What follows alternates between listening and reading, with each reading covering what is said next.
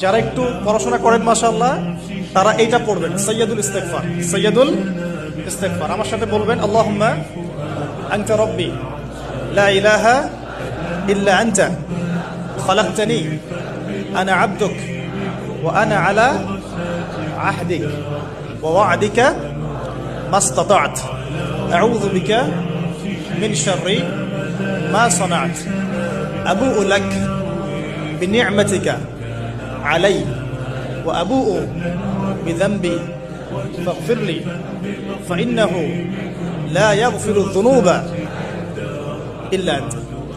এই যে আমরা গত লেকচারে বলেছিলাম যে আমাদের ইবাদতগুলো অন্তঃসারশূন্য হয়ে যাচ্ছে এই কারণে, বিকজ আমরা অর্থটা বুঝি না।